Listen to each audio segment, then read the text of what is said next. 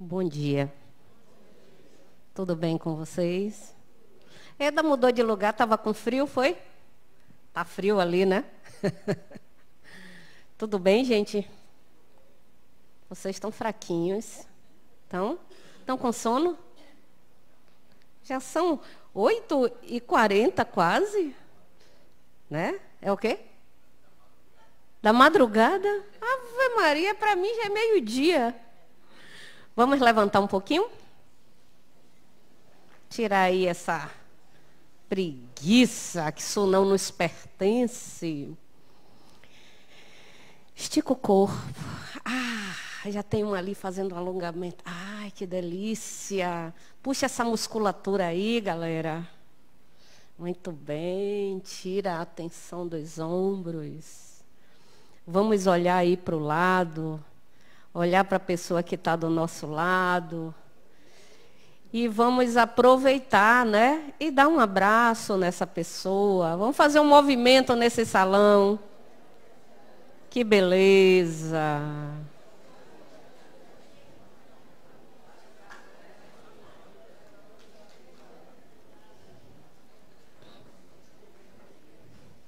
Que maravilha.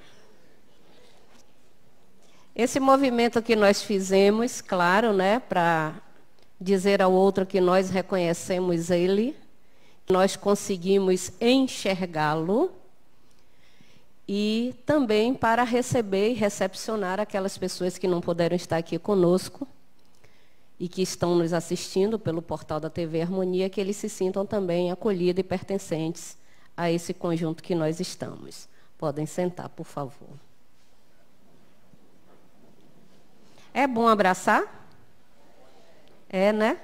Principalmente depois de um dia aí, né? Dia 20 de julho, tem uma comemoração específica, não tem? Dia do amigo, né? Mas, gente, amigo tem dia específico? Né? É igual dia de mãe, dia de pai, dia do amigo. Tem dia do inimigo também, não, né? Dia do inimigo é todo dia também, né? Tem mais dia de quê? Dia do professor, né? Que mais dia tem? Dia do professor, dia das mães, dia dos pais, dia da mulher, né? Dia do avô, que já está perto aí, né? Eu já sou avó, vai ser meu dia, né? Que mais? Dia do quê? Dia do avô, da avó, dia do pai, dia da mãe, dia do amigo, dia da mulher. Tem dia do homem? Tem também, né? Dia da consciência negra, né? E por aí afora. Na verdade, esses dias específicos, né? São todos os dias, né? Todos os dias que nós paramos para verificar o outro como outro espírito, além de nós, do que nós somos, nós estamos rendendo homenagem a este outro.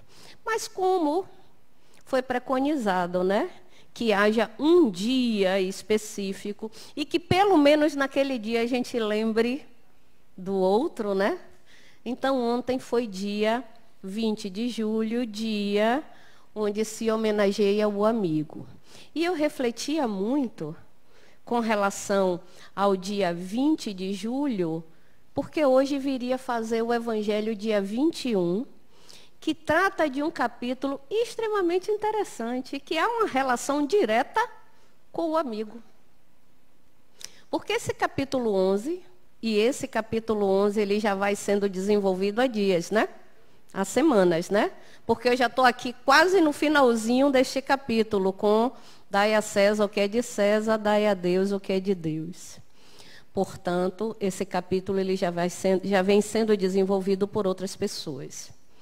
E eu, quando refletia sobre ele, que é o capítulo 11, né? Eu pensava o que seria amar ao próximo como a nós mesmos.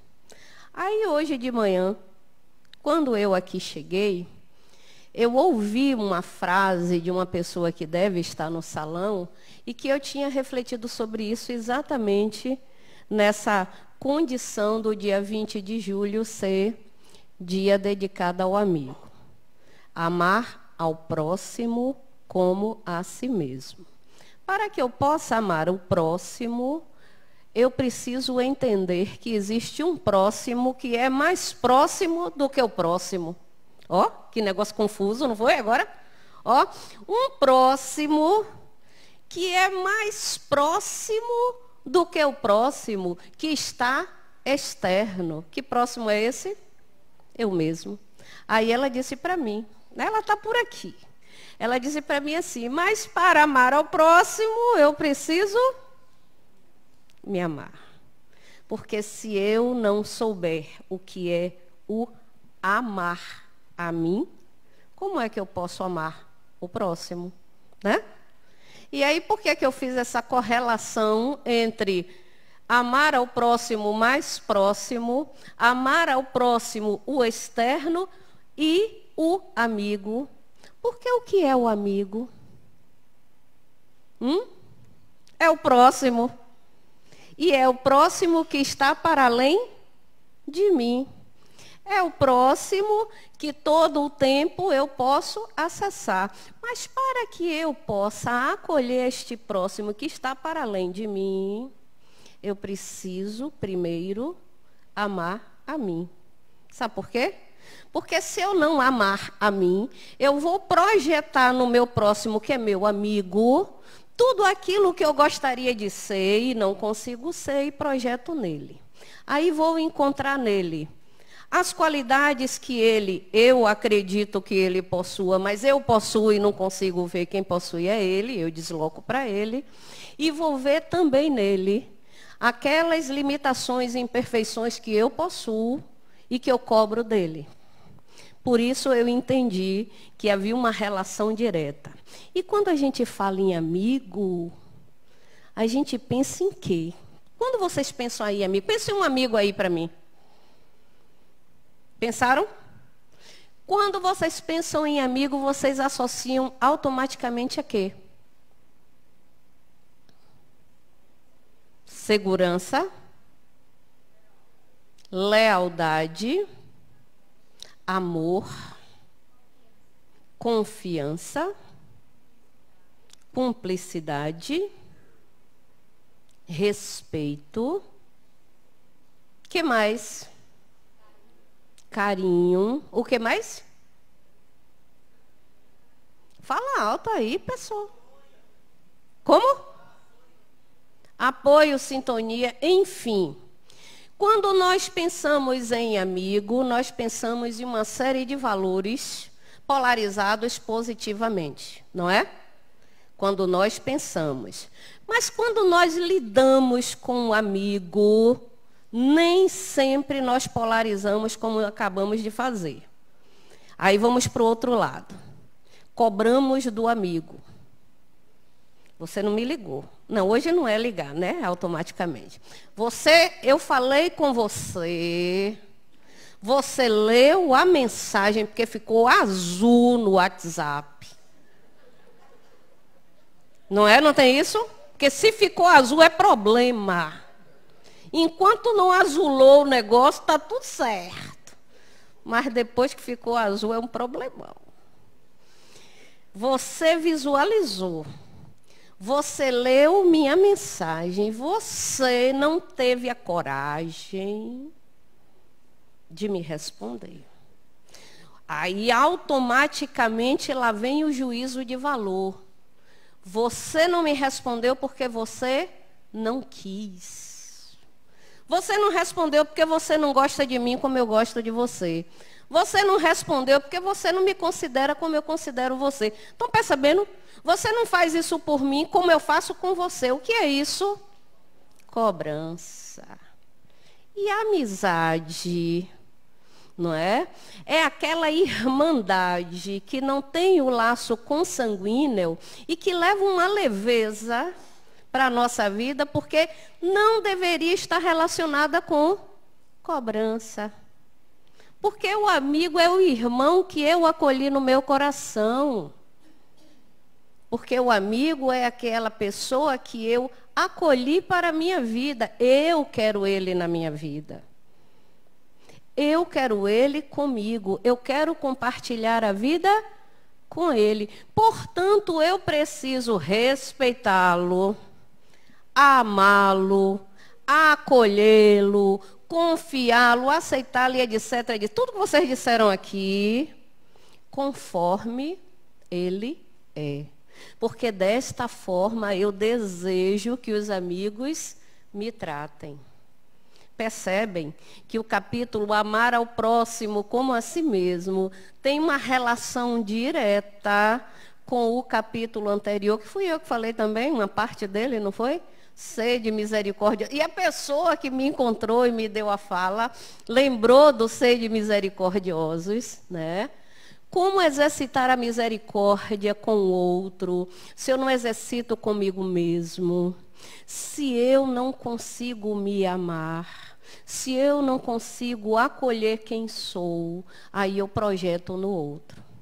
Aí eu vou ter dificuldade de lidar com o próximo. Quando o capítulo 11 nos convida a amar, não é? Amar ao próximo. E o próximo mais próximo, que eu preciso exercitar o amor e o amar, porque é diferente, né? O amor e o amar são expressões diferentes. Exercitar o amar ao próximo que está externo a mim é principalmente aceitá-lo e acolhê-lo como ele é, e não como eu desejo que ele seja. E aí, com relação ainda, não entrar no dai a César o que é de César, né? Mas ainda relacionando o amar ao próximo com o dia do amigo, que é todo dia. Que é aquela pessoa que a gente não precisa que ele fale nada, né? Basta ele estar lá. Ele não precisa estar junto também, perto da gente.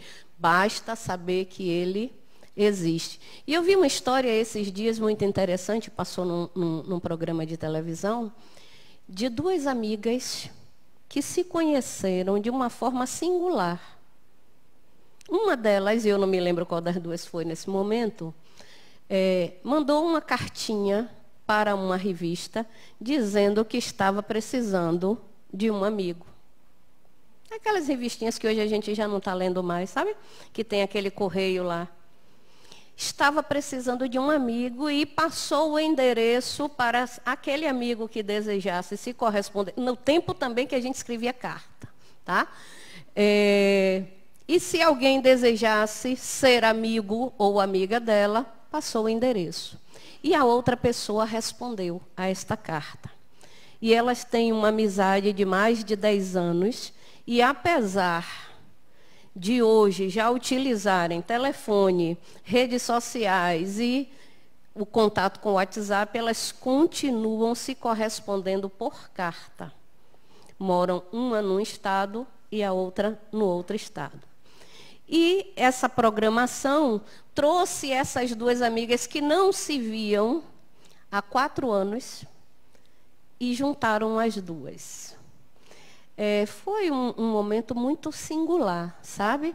De você conseguir perceber que duas pessoas que moravam em locais diferentes, uma se sentia carente, né, de afeto, colocou uma solicitação de amizade, a outra respondeu, e que são amigas. E o que é bonito, e o que eu achei bonito, é a forma como elas se olham, com admiração, com respeito, com amor. Com amor.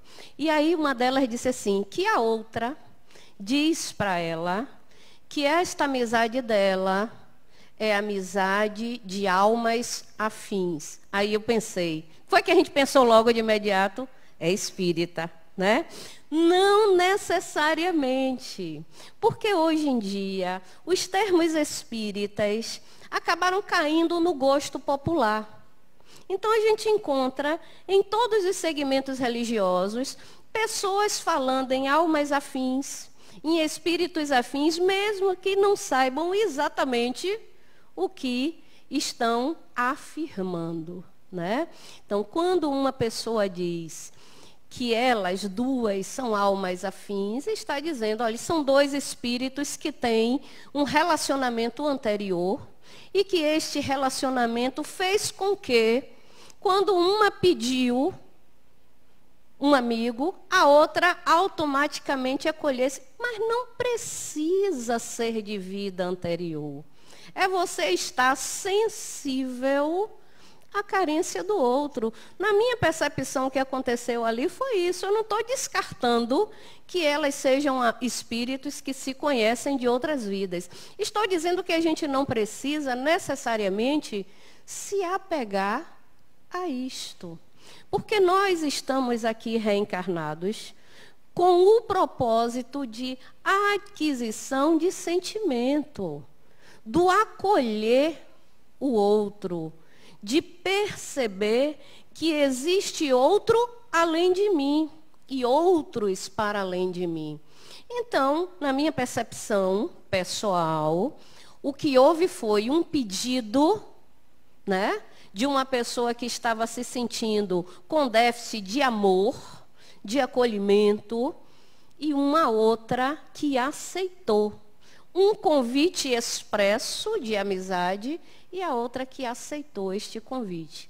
E juntas conseguiram estabelecer um relacionamento, porque amizade, afeto e amor é isso, relacionamento entre dois espíritos ou mais, que se entendem, que se respeitam e que acolhe a diferença do outro. Porque é exatamente na diferença que nós crescemos, que nós modificamos aqueles padrões das nossas crenças pessoais que às vezes nos limitam a verdades que nós entendemos como absolutas e não existem verdades absolutas de forma alguma.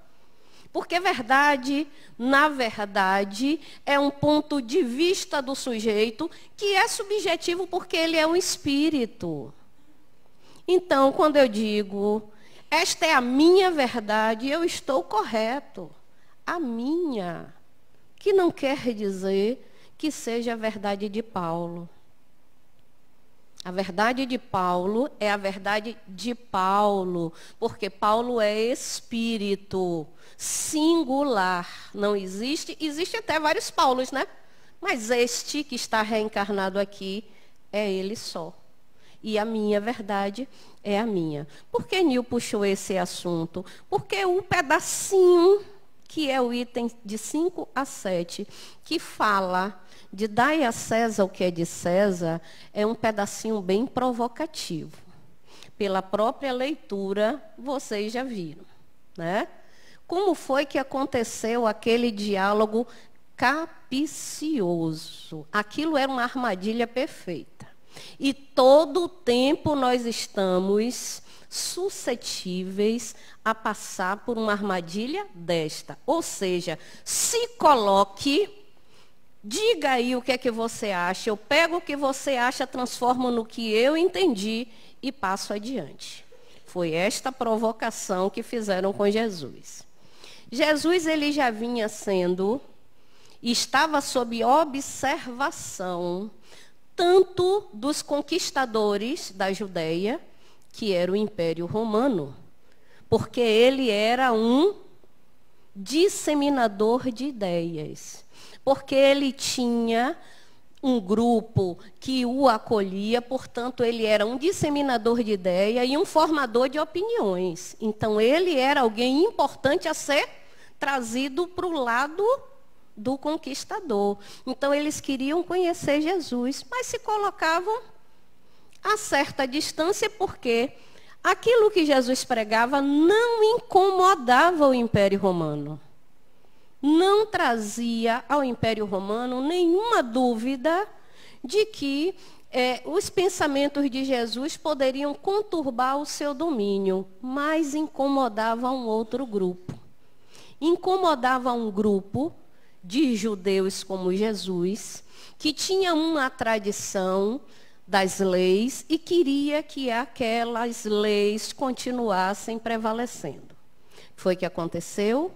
Este grupo se associou ao Império Romano, ou seja, adquiriu prestígio junto aos conquistadores. Ora, mas a fala de Jesus, que não ia de encontro às leis, e isso ele diz necessariamente, que ele não veio destruir lei alguma. Ele veio apenas dar cumprimento àquilo que já estava na lei. Só que ele fazia uma leitura daquilo que estava escrito, não é isso? Que é a mesma coisa que eu estou fazendo aqui. Fazendo uma leitura pessoal do que está contido no Evangelho. Jesus fazia isso. Nós estamos replicando, todos aqueles que vêm comentar o Evangelho, está replicando algo que Jesus já fazia. Ele fazia o estudo da lei, interpretava e colocava com palavras próprias aquilo que ele entendia, que é o que nós fazemos aqui. Então, Jesus incomodava a quem? A própria sociedade onde ele estava inserido. Então, aquele grupo resolveu fomentar algo que colocasse Jesus diretamente sob a observação dos romanos. Certo dia estava ele fazendo o comentário das leis dentro do templo e um grupo de outra religião que lá estava também para comentar a lei, de outra religião que não era o que Jesus estava pregando, daquela que era tradicional, eles aí fazem esta pergunta. Se era lícito, veja bem, na sua opinião, é lícito pagar imposto? Nós fazemos isso? Os impostos estão muito, né? Altos impostos. Altos impostos. Isso, aquilo, outro. Paga tarifa alto, paga isso alto, paga isso alto, paga isso. Sim. Eu sou obrigado a concordar com tudo isso? Não. Mas eu tenho lugar específico para comentar sobre isso. E aí vem este grupinho e pergunta a Jesus dentro do templo: Mestre, sabemos que o Senhor é da verdade, ou seja, fala a verdade. É lícito pagar tributos e impostos ao Império Romano? Foi que esse pessoal fez. Trouxe a problemática social, econômica e política da sociedade como um todo e trouxe para dentro de onde? Do templo, onde estava se fazendo a interpretação das leis de Deus. Ele aí, esperto, claro, porque era um espírito lúcido e não ia estar dando palpite numa questão que naquele momento não tinha nada a ver com aquilo que estava se trabalhando, pergunta o quê? Ou pede que tragam a moeda onde se paga, que se faz o pagamento dos tributos. Aquela moeda tinha naturalmente a imagem do César, né? Então, que era o regente. Então, ele aí diz a célebre palavra, né? Frase: dai a César o que é de César, ou seja, tudo aquilo que é do mundo, que é material, que é econômico, que é social e é político, dê ao mundo. E a Deus, que é este momento aqui, você então se dedica a Deus. E existe uma outra tradução que ainda diz assim: e a mim, o mestre, há o respeito. Em outras palavras. Em outras palavras. Ou seja, eu também sou humano. Eu também tenho as minhas convicções, mas querer fazer este jogo político e econômico dentro de um espaço social, e a ideia era exatamente isso, que ele se posicionasse contra Roma, porque aí Roma teria um motivo real para persegui-lo. Tanto que vocês sabem que no momento em que ele foi aprisionado e levado para que o curador de Roma, que estava naquela região, pudesse julgá-lo, ele disse o quê? Não tenho nada contra este homem. Porque ele não afeta diretamente a política e a economia de Roma, ao império. Ele estava incomodando quem? Os irmãos. Aqueles que eram da mesma sociedade que eles. Que via em Jesus uma ameaça à tradição que existia anterior. Porque ele trazia um desdobramento de tudo aquilo que era estudado, mas que aquele desdobramento ia de encontro a determinadas hierarquias que as pessoas desejavam que fossem mantidas. Se nós pegarmos, dai a César o que é de César, e trouxermos para a nossa realidade, nós vamos identificar o que Jesus nos propõe é: nós vivemos no mundo, estamos no mundo material, não estamos? Então nós dependemos de estar no mundo e de viver a realidade do mundo e de não aceitar aquilo que nós vivemos, temos. Mas nós precisamos fazer a separação necessária do espaço onde nós estamos e o conteúdo dessas nossas manifestações que nós trazemos. Então, por exemplo, um exemplo, né? Nós estamos aonde? Num centro espírita. O centro espírita vai me dizer que eu não posso discutir a política do país, não vai dizer isso.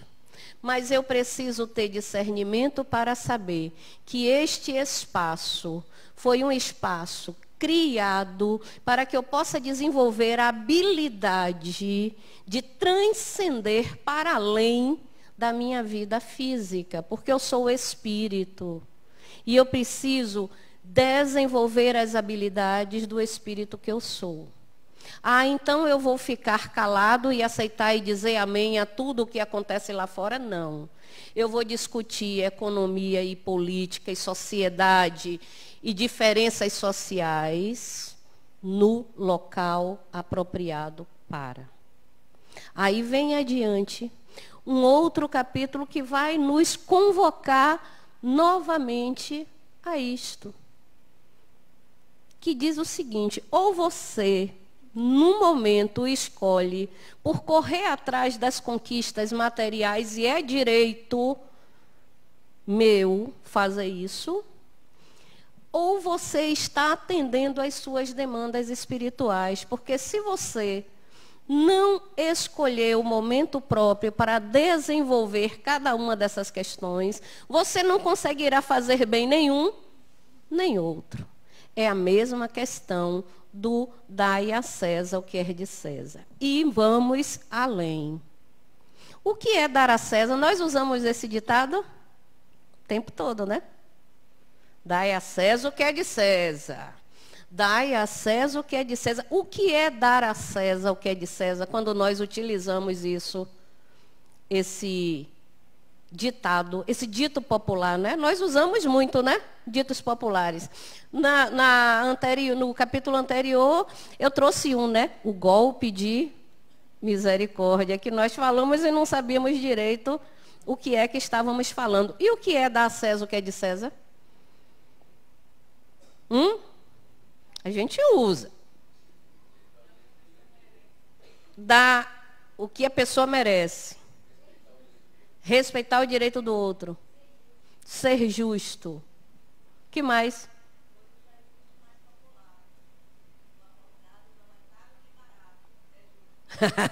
Muito bom, adorei. Vou anotar isso, hein? O que mais? Dar ao outro o que lhe pertence. Não é isso? Foi isso que vocês falaram? Dar aquilo que é justo, né? Mas será que dar ao outro o que lhe pertence está neste dito popular e na forma como nós vivenciamos ele, só na polarização do justo, ou às vezes, quando nós estamos muito zangados, né? Nós dizemos assim, dá a César o que é de César, ou seja, você está fazendo isso comigo, adiante. Hein? É a lei de Talião, né? Olho por olho, dente por dente, né? Tem nada não, minha filha. Ai, tem nada não, viu, minha filha? Aguarde. Seu dia vai chegar. Dá a César o que é de César. Você fez contra mim, você vai receber, né? Não é sua propriedade? Pronto. A gente precisa observar essa questão do dar a César o que é de César. Porque, às vezes, nós acreditamos ao outro demais aquilo que nos pertence. Eu estava observando a leitura que Karina fez de um livrinho que é... São 3, né? Livrinhos desse? São 3? Como é? Perdão no dia a dia, que foi o lido aqui. Espiritualidade no dia a dia. E caridade no dia a dia. Ô, Nil, tem uma sequência? Não. Elas aqui hoje leram... perdão no dia a dia. Aí eu me questionava, por que que nós temos tanta necessidade de perdoar? Por que que nós nos ofendemos tanto com as atitudes alheias? Por que que todo o tempo eu tenho que perdoar a ação do outro? Porque na maioria das vezes, não é regra, viu, gente? Porque na maioria das vezes, quando o outro tem uma ação que eu acho que não sou merecedor, eu me ofendo, eu me magoo. Foi o que um dos textos falou, né? Enquanto houver mágoa, não houve uma transformação emocional daquele núcleo que foi ativado. Aí nós acreditamos no outro o direito. Olha, eu sou tão magnânimo que eu te perdoo. Eu te perdoo. Aí eu penso muito com relação a isso. É uma coisa, o perdão sempre foi uma coisa que mexeu comigo, porque antigamente eu não entendia com muita profundidade o que o perdão queria dizer, né? O perdão quer dizer que você aceitou o outro. Ele teve uma ação equivocada, mas você aceitou aquela ação. E você até entendeu que aquela ação lhe estimulou a ser melhor. Mas nem sempre isso ocorre.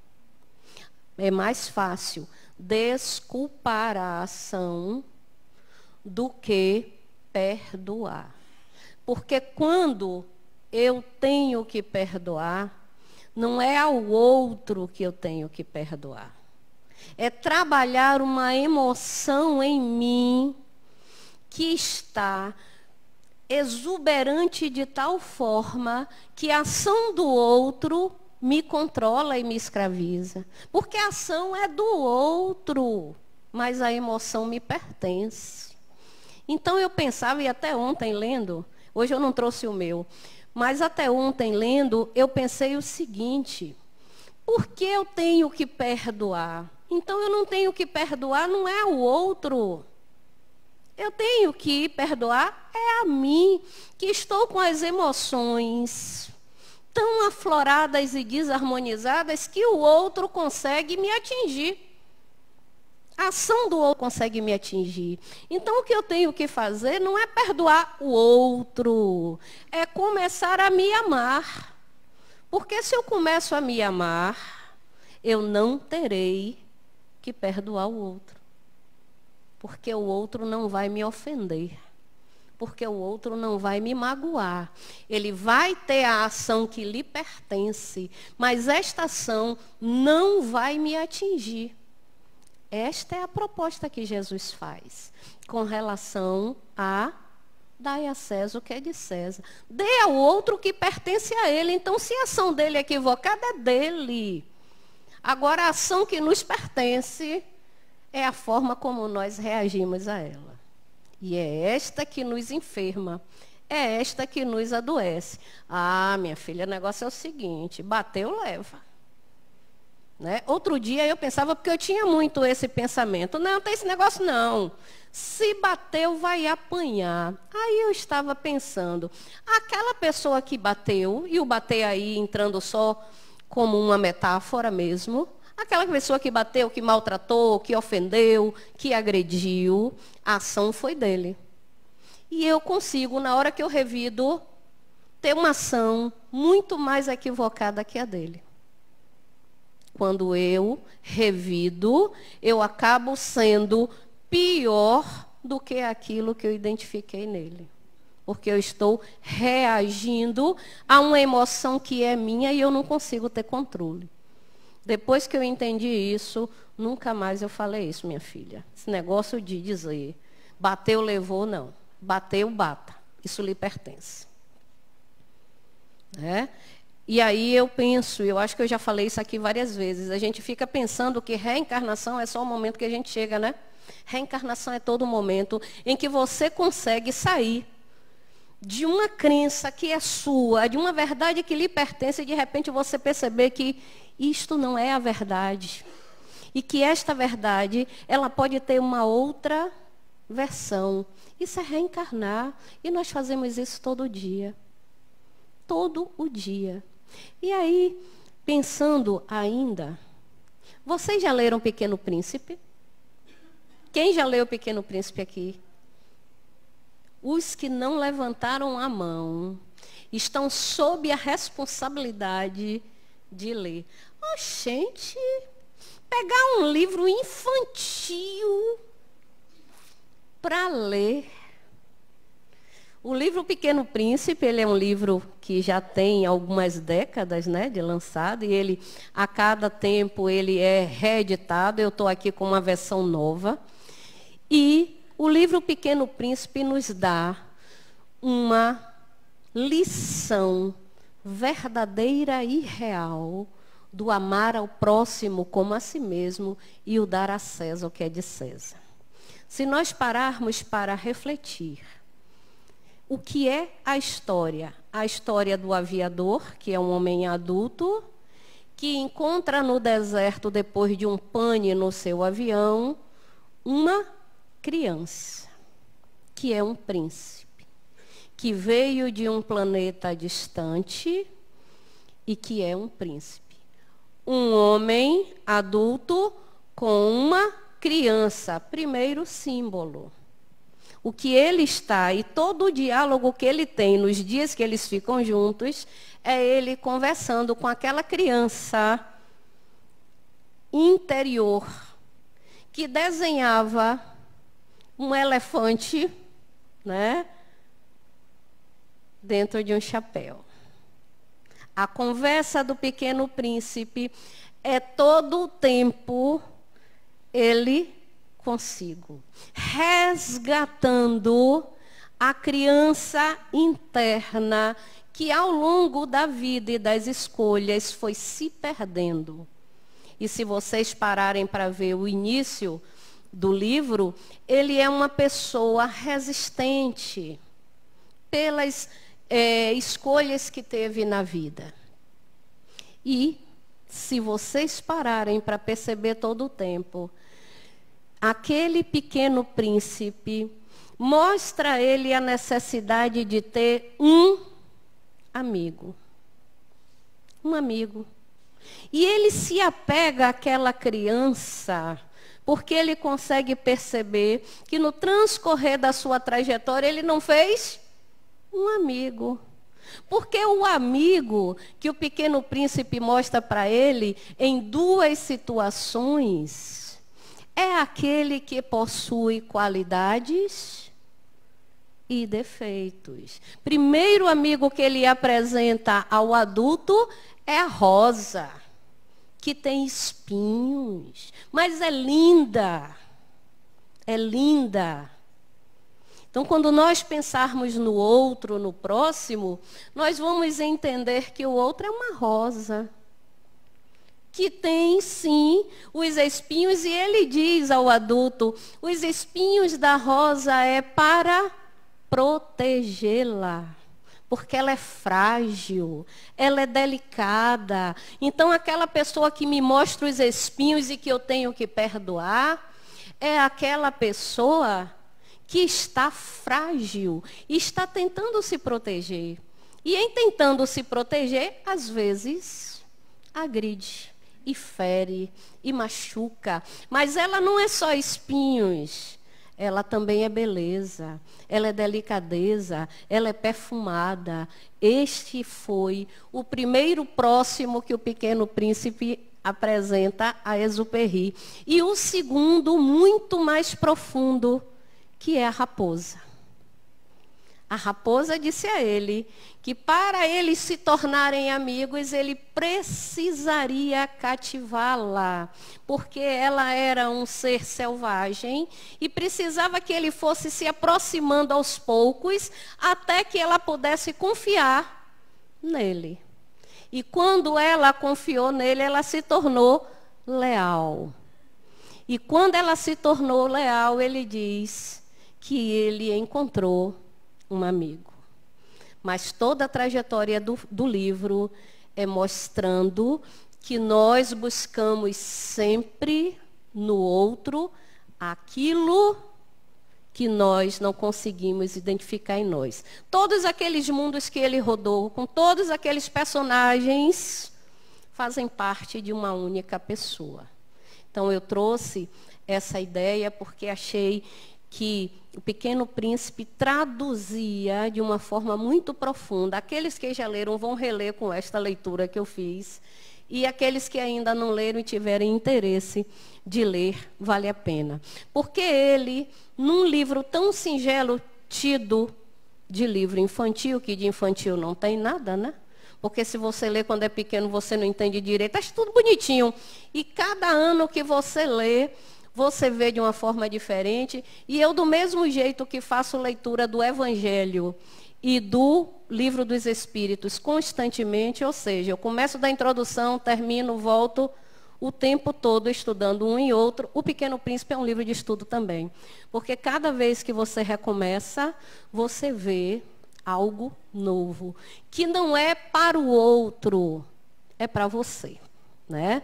Então, eu queria concluir essa nossa reflexão deste dia, 21 de julho de 2018, com algumas frases, porque o pessoal do grupo de Passe Abel Mendonça aqui já está.